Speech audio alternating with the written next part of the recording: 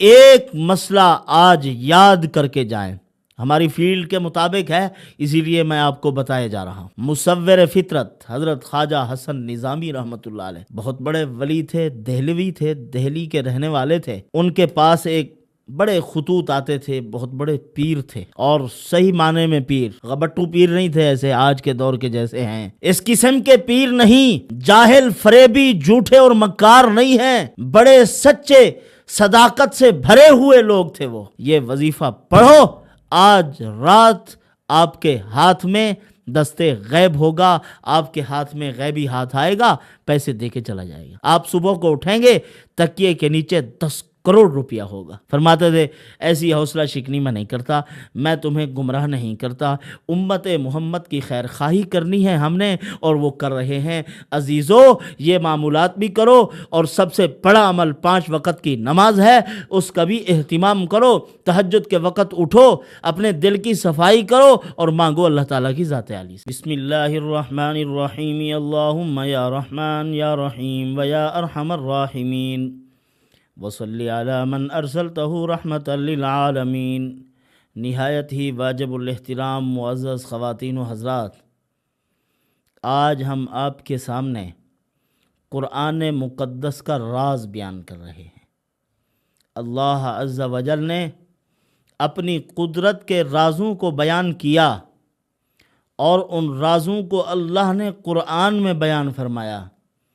قرآن اللہ کا راز ہے، اور پھر اللہ رب العزت نے پورے قرآن کے راز کو 2 صورتوں میں بیان کیا، ایک سورۃ فاتحہ اور ایک سورۃ یاسین۔ یاسین قرآن مقدس کا دل ہے، اللہ رب العزت نے اس کو دل قرار دیا قرآن مجید کا، اور اس کے اندر ایسے مضامین بیان فرمائے، ان سے پہلے جو صورتیں اور پارے ہیں وہ بھی، اور ان کے بعد جو صورتیں اور پارے ہیں وہ بھی ان کے مضامین پر دلالت کرتے ہیں۔ سورۃ یاسین کے ایسی عظیم الشان صورت ہے، اسی لیے رسول اللہ صلی اللہ علیہ وسلم نے فرمایا، جو صبح کے وقت میں سورۃ یاسین کو پڑھ لیتا ہے، اللہ عز و جل اس کی ضروریات کی کفایت فرماتے ہیں اور تکفل فرماتے ہیں، یعنی اللہ پاک اس کی ضروریات کے کفیل ہو جاتے ہیں۔ صبح سے شام تک جس قدر زندگی کی ضروریات ہیں، اللہ پاک ساری کی ساری پوری کر دیتے ہیں۔ اور یاد رہے، آپ کے سامنے آج جو ہم عمل پیش کریں گے وہ سورۃ یاسین کی چند آیات پر چند معمولات ہیں، عزت کے حصول کے لیے، مال و دولت کے حصول کے لیے، اور صحت کے حصول کے لیے۔ بہت ہی مؤثر، نہایت ہی مجرب، با کمال عمل ہے۔ قرآن مجید کی یہ سورۃ مبارکہ کو 41 مرتبہ پڑھنے سے اللہ پاک بڑی سے بڑی مصیبتیں دور کر دیتے ہیں۔ ایک اللہ والے تھے، بہت دیر کا یہ واقعہ میں نے پڑھا ہوا ہے، عرصہ گزر چکا ہے، بڑے اللہ والے گزرے ہیں، ان پر سکتہ طاری ہوتا تھا۔ سکتے کی یہ کیفیت ہوتی تھی کہ بندے کو ظاہراً دیکھو، نہ اس کے دل کی دھڑکن ہو، نہ نبض چل رہی ہو، دیکھنے سے یوں محسوس ہو کہ بندہ دنیا سے رخصت ہو گیا ہے، لیکن حقیقتاً اس میں روح ہوتی ہے، روح پرواز نہیں کر گئی ہوتی۔ تو لوگوں نے ان کو نہلایا دھلایا اور جا کر قبر میں دفن کر دیا۔ آنکھ کھل گئی ان کی۔ اب جب قبر میں آنکھ کھلی اور وحشت ناک منظر، لیکن جو اللہ والے ہوتے ہیں ان کے پاس بڑا حوصلہ ہوتا ہے، سمجھ میں آ گئی ان کو کہ میں قبر میں ہوں، تو انہوں نے سورۃ یاسین کو پڑھنا شروع کیا۔ وہ فرماتے ہیں کہ میں نے اس مبارک سورت کو 41 مرتبہ پڑھا، قبر کے اندر سے مٹی گری، قبر کھل گئی، حضرت باہر نکل آئے۔ لوگ حیران کہ یہ تو دنیا سے رخصت ہو گیا تھا۔ تو انہوں نے پھر واقعہ بتایا کہ میں تو زندہ تھا، آپ نے مجھے دفن کر دیا، اور میں نے پھر سورۃ یاسین کو پڑھا اور 41 مرتبہ یہ عمل کیا، اللہ عز و جل نے اس بڑی مصیبت سے مجھے نجات مرحمت فرما دی۔ آپ کے ہاں کوئی مریض ہے، آپ کر لیں اس کو، تجربے کی نیت سے نہیں، یقین کے ساتھ اس عمل کو کریں، اس پر پڑھیں، دیکھیں موذی امراض سے کیسے نجات ملتی ہے۔ کوئی ایسے ناگہانی مصیبت پڑ گئی اور وہ مصیبت جانے کا نام نہیں لے رہی تو کرو، سورت پڑھو 41 مرتبہ، اللہ عز و جل اس مصیبت سے نکلنے کی سبیلیں پیدا فرمائیں گے۔ یہ بہت ہی مجرب عمل ہے۔ اور اسی طرح جو آپ کے سامنے میں عمل پیش کر رہا ہوں، آپ کی حوائج ہیں، آپ کی ضروریات ہیں، اور آپ عزت کو حاصل کرنا چاہتے ہیں اور پروردگار عالم کے سامنے اپنا دامن پھیلا کے عزت کی بھیک مانگتے ہیں، تو آئیے آپ کو عمل بتاؤں، وہ وَجَعَلَنِي مِنَ الْمُكْرَمِينَ والی آیت مبارکہ جو کہ حضرت حبیب نجار رحمت اللہ علیہ نے کہی تھی، پڑھی تھی، اس وقت جب ان کی قوم نے ان کو قتل کر دیا تھا جرم دعوت میں کہ تم نے ہمیں اللہ کی طرف بلایا کیوں۔ وہ کیسے نہ بلاتے، ان کو تو یقین ہو گیا تھا، کامل اعتماد کے ساتھ لوگوں کو بلا رہے تھے۔ وہ جو قاصد آئے ہوئے تھے، انہوں نے ان قاصدوں کو کہا، میں تو 80 سال سے بیٹھا ہوں، ٹانگوں سے معذور ہوں، یہ میرے بت سامنے ہیں، میرے خدا، یہ تو مجھے آج تک میری ٹانگوں کو درست نہیں کر سکے، تم اللہ تعالیٰ سے مانگو، اگر سچے ہو تو میری ٹانگیں درست ہو جائیں۔ انہوں نے اسی وقت اللہ سے دعا مانگی، ٹھیک ہو گیا وہ شخص، اللہ تعالیٰ نے ٹانگیں درست کر دی۔ اب وہ جب ٹانگیں درست ہوئی تو چل پڑے ان کے ساتھ دعوت کے لیے، گئے قوم کے افراد کے پاس، انہوں نے لاٹھیاں ماری اور حتیٰ کہ قتل کر دیا۔ تو دنیا سے رخصت ہو جانے کے بعد اللہ نے ان کا جو اعزاز و اکرام کیا جنت میں، قیل ادخل الجنہ قال یا لیت قومی یعلمون بما غفر لی ربی وجعلنی من المکرمین، اللہ نے فرمایا جنت میں داخل ہو جاؤ، اور اسی وقت داخل ہوتے ہی کہنے لگے کاش کہ میری قوم کو معلوم ہوتا اللہ نے کیا اعزاز و اکرام کیا ہے۔ علامہ بونی رحمۃ اللہ علیہ فرماتے ہیں، اس آیت مبارک پر پہنچ کر آج بھی اگر کوئی خدا سے عزت کی بھیک مانگتا ہے، اللہ اس کو تسخیر اس کے اندر پیدا کر دیتے ہیں اور اس کو مرجع الخلائق بنا دیتے ہیں، مخلوق اس کے قریب ہوتی ہے، مخلوق کے دل میں اس کی محبت پیدا ہو جاتی ہے۔ حبیب نجار کی برکت ہے، اللہ نے اس شخص کا قرآن کے دل میں ذکر فرمایا، اور یہاں اگر کوئی اپنی حاجت طلب کرتا ہے اللہ پاک وہ بھی پوری کر دیتے ہیں۔ اسی طرح ذالک تقدیر العزیز العلیم بھی وجعلنی من المکرمین پر پہنچے تو بندہ یہ کہے اللہم اکرمنی بقضاء حوائجی واکرمنی بطاعتک، اے اللہ مجھے میری ضروریات کو پورا کر کے عزت عطا فرما۔ ظاہر ہے اللہ پاک عزت سے بندے کی ضروریات کو پورا کرتے ہیں۔ اگر بندے کے پاس ضرورت کو لے کر جائیں گے، 2 باتیں بھی سنوائے گا، 4 ٹکے بھی دے گا، ذلیل و رسوا بھی کر دے گا، تو اے اللہ میری ضروریات کو پورا کر دے، مجھے عزت عطا فرما دے، مخلوق کے سامنے ہاتھ پھیلانے سے مجھے محفوظ فرما۔ اسی طرح آگے چلیں، ذالک تقدیر العزیز العلیم، یہاں یا قدیر یا عزیز یا علیم 21 مرتبہ پڑھے، اور ان اللہ علی کل شیء قدیر بھی 21 مرتبہ پڑھے۔ پھر اس کے بعد یہ دعا پڑھے، اللہم انی اسألک من فضلک الواسع النافع ان تغنینی عن جمیع خلقک، اے پروردگار اپنے فضل سے مجھے اتنی وسیع عطا فرما دے کہ مجھے اپنی مخلوق سے بے نیاز کر دے، کبھی کسی سے مانگنے کی کوئی ضرورت ہی پیش نہ آئے، میری ضروریات کا تعلق آپ کے خزانوں سے قائم ہو، جب بھی مانگوں آپ سے مانگوں آپ ہی مجھے عطا کریں۔ یہ دعا بھی 21 مرتبہ پڑھے، پھر اپنی حاجت اور ضرورت کو طلب کرے، اللہ تعالیٰ اس شخص کو مالدار کر دیں گے، اس کی غربت دور ہو جائے گی۔ لیکن یاد رکھیں اللہ تعالیٰ سے درد دل کے ساتھ مانگنا چاہیے۔ جیسے حضرت ابراہیم بن ادھم رحمۃ اللہ علیہ کے پاس ایک شخص گیا، کہنے لگا حضرت قرآن مجید میں حکم ہے ادعونی استجب لکم، مانگو میں عطا کروں گا، لیکن میں تو مانگ مانگ کے تھک گیا ہوں، مجھے تو کچھ مل نہیں رہا۔ حضرت ابراہیم بن ادھم رحمۃ اللہ علیہ نے اس کے احوال پہ غور کیا، تھوڑی سی توجہ فرمائی، فرمایا بابا جہاں سے دعا قبول ہوتی ہے وہاں سے آپ کا راستہ بند ہے، کیسے مانگ رہے ہو؟ دعا کی قبولیت کے راستے تو مسدود ہیں، آواز تو نکلتی ہے دل کی گہرائیوں سے، صدا جو عرش پہ اثر کرتی ہے وہ دل کی گہرائیوں سے نکلتی ہے، لیکن میں تو دیکھ رہا ہوں تیرے دل پہ مردنی چھائی ہوئی ہے، تیرا دل تو مر چکا ہے، تو گہرائیوں سے آواز کیا نکلے؟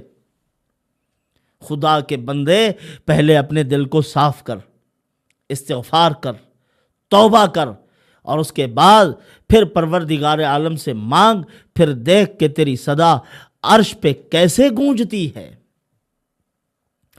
اسی طرح برادران عزیز آگے بھی معمولات ہیں آپ کی خدمت میں پیش کرتا ہوں، لیکن ایک مسئلہ آج یاد کر کے جائیں، ہماری فیلڈ کے مطابق ہے اسی لیے میں آپ کو بتائے جا رہا ہوں۔ مصور فطرت حضرت خواجہ حسن نظامی رحمۃ اللہ علیہ بہت بڑے ولی تھے، دہلوی تھے، دہلی کے رہنے والے تھے۔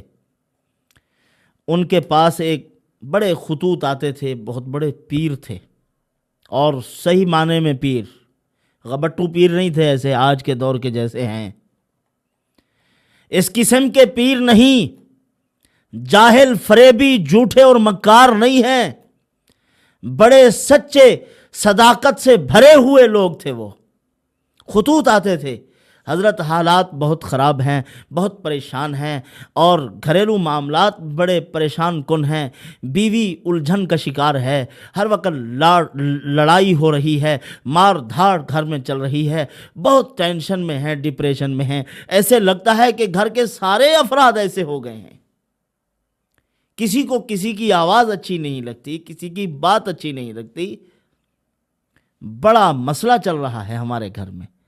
حضرت کوئی عمل بتا دیجئے، کوئی تعویذ دے دیجئے، کوئی ٹونا بتا دیجئے۔ حضرت فرمایا کرتے تھے کہ میں اوراد اور وظائف اور دعائیں تو بتاؤں گا، آپ ان کو کریں، کچھ اپنی اصلاح کی بھی فکر کریں، ایسا نہ ہو کہ بس آپ وہی کام کرتے جائیں اور امید رکھے رہیں۔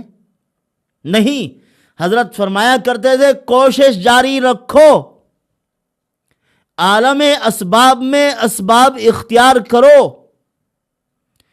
ایسا میں کبھی نہیں کہوں گا میں تمہیں گمراہ کر دوں، شریعت کے خلاف چلاؤں کہ بس تم تکیہ کر کے بیٹھ جاؤ، یہ وظیفہ پڑھو، آج رات آپ کے ہاتھ میں دستے غیب ہوگا، آپ کے ہاتھ میں غیبی ہاتھ آئے گا، پیسے دے کے چلا جائے گا، آپ صبح کو اٹھیں گے تکیے کے نیچے 10 کروڑ روپیہ ہوگا۔ نہیں، فرماتے تھے ایسی حوصلہ شکنی میں نہیں کرتا، میں تمہیں گمراہ نہیں کرتا، امت محمد کی خیر خواہی کرنی ہے ہم نے، اور وہ کر رہے ہیں۔ عزیزو، یہ معمولات بھی کرو، اور سب سے بڑا عمل 5 وقت کی نماز ہے، اس کا بھی اہتمام کرو، تہجد کے وقت اٹھو، اپنے دل کی صفائی کرو اور مانگو اللہ تعالیٰ کی ذات عالی سے۔ 2 رکعت نماز تو ہو رہی ہے بھاری طبیعت پر، گھنٹوں کے وظائف آسان ہیں ہمارے لیے، وہ تو ہم کر رہے ہیں، کرنا چاہیے، اثر ہے، اللہ کے نام میں بڑی طاقت اور قوت ہے۔ حضرت نے خود فرمایا میں کبھی بھی اللہ کے نام کی طاقت و قوت کا منکر نہیں ہوں، مانتا ہوں، تسلیم کرتا ہوں، لیکن یاد رکھیے غزوہ بدر میں رسول اللہ صلی اللہ علیہ وسلم نے لمبا سجدہ بھی کیا ہے، اللہ تعالیٰ سے دعا بھی مانگی ہے، اس کا اسم اعظم نام لے کر اللہ تعالیٰ سے دعا مانگی، لیکن تلواریں بھی سیدھی کی ہیں، زرہ بھی اٹھائی ہے، اور جنگ کے لیے بھی تیار ہو گئے ہیں، میدان عمل میں بھی اترے ہیں، جتنی طاقت خدا نے دی تھی اس کو اختیار کیا، اس کو تصرف میں لائے، اور پھر اس کے بعد کامیابیاں ان کا مقدر بنی ہیں۔ یہ جو پرندے ہوتے ہیں اللہ پہ بہت بھروسہ کرتے ہیں، خالی پیٹ جاتے ہیں، بھرے پیٹ لوٹتے ہیں، لیکن ان کو اپنے گھونسلے سے نکلنا پڑتا ہے. تم بھی اپنے گھونسلے سے نکلو، جہاں پڑے ہوئے ہو وہاں سے نکلو، محنت کرو، تھوڑی سی کوشش کرو، پھر اس کے بعد دیکھو دعائیں کتنی اثر کرتی ہیں. صرف دعا کے سہارے بیٹھ جانا اور لمبے لمبے معمولات کرنا، سارا دن وظائف کرنا، دست غیب سے امید رکھنا، کوئی محنت نہ کرنا، جد و جہد نہ کرنا، کوئی کوشش نہ کرنا، سراسر گمراہی ہے، گمراہی ہے، گمراہی ہے. ایسا عامل جو آپ کو بتائے اور کہے بس گھر میں بیٹھے رہو، تو وہ آپ کو گمراہ کر رہا ہے. محمد الرسول اللہ صلی اللہ علیہ وسلم کی تعلیمات کے خلاف آپ کو غلط چیزوں میں مصروف کر رہا ہے. قطعاً ایسا نہیں ہے، اثرات و برکات کا بھی انکار نہیں ہے، لیکن آپ صلی اللہ علیہ وسلم کی تعلیمات کو سامنے رکھ کر اسباب قدرت کے پاؤں میں زنجیر نہیں ہے. قدرت بغیر اسباب کے کر سکتی ہے. اسباب ماتحت ہیں قدرت کے، قدرت ماتحت نہیں ہے اسباب کی. لیکن جب پیغمبر اسلام نے اسباب اختیار کیے، اولیاء اللہ نے اسباب اختیار کیے، بڑے بڑے بزرگوں نے اسباب اختیار کیے، وہ اولیاء کرام جو کہا کرتے تھے قیامت تک آنے والے اولیاء کی گردنوں پہ ہمارا پاؤں ہے، ہم اس قدر اونچے ہو چکے ہیں ولایت میں، لیکن اس کے باوجود ان اللہ والوں نے اپنے روزگار کے لیے اسباب تلاش کیے اور محنت بھی کی، مزدوری بھی کی، اور اللہ تعالیٰ سے رزق حاصل کیا. ان معمولات کی برکت سے اللہ نے ترقی عطا فرما دی. جو عبادت کرتے تھے وہ بہت سے لوگ ہیں گدھے کی طرح کماتے ہیں، نماز کا پتہ نہیں ہے، قرآن کا پتہ نہیں ہے، دین کی طرف کوئی رخ نہیں ہے، بس ڈبل ڈیوٹی چل رہی ہے، ہوش نہیں ہے دین کا، پتہ نہیں ہے کہ میری پیدائش کا مقصد کیا ہے. وہ بیچارے سارا دن کماتے ہیں، اتنی نہیں ملتا. جو مسجد میں بیٹھے رہے تھوڑی سی حرکت کرتے ہیں، اللہ پاک فرشتوں کو ان کا مددگار اور معاون بنا دیتے ہیں، مال پہنچ جاتا ہے ان کے پاس. تھوڑی سی کوشش سے وہ لاکھوں پتی بھی ہو جاتے ہیں اور کروڑوں پتی بھی ہو جاتے ہیں. بہت سے لوگ سارا دن کماتے ہیں، پسینے سے شرابور ہیں، خود بھی کما رہے ہیں، بچے بھی کما رہے ہیں، اور یورپین ممالک میں جاؤ وہاں عورتیں بھی کما رہی ہیں، لیکن اس کے باوجود ہاتھ کچھ نہیں، ہاتھ خالی ہیں.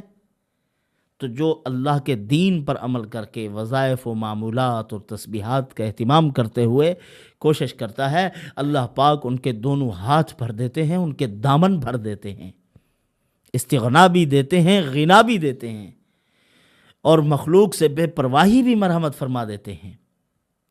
تو بہرحال یہ چیزیں یاد رکھیے، اکابر علماء، ائمہ کرام، صلحاء اعظام کی تعلیم ہے جو میں آپ کو بتا رہا ہوں. تو بہرحال آگے چلیں. سلام قولا من رب الرحیم پر جب بندہ پہنچے تو اس کو 21 مرتبہ پڑھے، اور آگے پڑھے اللہم سلمنا من فتنۃ الدنیا والآخرہ، اللہم سلمنا من آفات الدنیا والآخرہ. سلام قولا من رب الرحیم پر، اور نیت کرے کہ اے اللہ میرے جسم کو امراض سے بچا، اے پروردگار میرے پورے جسم کو، عضو کو، جزو کو، پورے جسم کو، اجزائے جسمانیہ جتنی ہیں، ایک ایک ٹکڑے کو اے اللہ مصیبتوں سے محفوظ فرما دے. اور سلام قولا من رب الرحیم کو صرف اگر پڑھنے کا کوئی اہتمام کرتا ہے، سورۃ یاسین کی تلاوت کرتے ہوئے اس آیت پر جب پہنچا اور اس آیت کو 21 مرتبہ پڑھنے کا اہتمام کرے، اللہ پاک جمیع آفات سے اس کی حفاظت فرماتے ہیں. دنیا کی مشکلات ہوں یا آخرت کی ہوں، اللہ تعالیٰ وہ دور فرما دیتے ہیں، بندے کے لیے آسانیاں پیدا ہو جاتی ہیں، اللہ پاک کی رحمت اور کرم اس بندے پر. اور اسی طرح آگے جب پہنچے کن فیکون پر، یا اللہ یا غنی یا مغنی یا فتاح پڑھے، راستے کی رکاوٹیں اور پریشانیاں اللہ پاک دور کر دیتے ہیں۔ کون پہ ٹھہر جائے، درمیان میں یہ پڑھے، پوری تسبیح پڑھ لے اور پھر پڑھے فیکون فسبحان الذی بیدہ ملکوت کل شیء، سبحان الذی بیدہ ملکوت کل شیء پر اگر کوئی آدمی تسخیر کی دعائیں پڑھ لے، اگر اور تسخیر کی دعائیں نہیں ہیں، یا عزیز یا رحیم یا ودود پڑھ لے، اس کو 21 مرتبہ پڑھے، یہ تسخیر کا فائدہ دیتی ہیں۔ تو ملکوت کل شیء پر اگر یہ پڑھ لے تو پروردگار عالم اس کو مسخر کن شخصیت بنا دیں گے، مخلوق خدا کے قلوب میں اس کی محبت پیدا ہو جائے گی۔ لیکن عمل بھی کچھ اچھے کرنے چاہیے، مخلوق خدا کی خدمت کا جذبہ بھی ہو۔ ان چیزوں سے اللہ پاک مخلوق کے دل میں محبت پیدا کرتے ہیں۔ اگر اللہ نے مال دیا ہے تو کچھ مخلوق خدا پر خرچ کرے گا تو ان کے دلوں میں محبت پیدا ہو جائے گی۔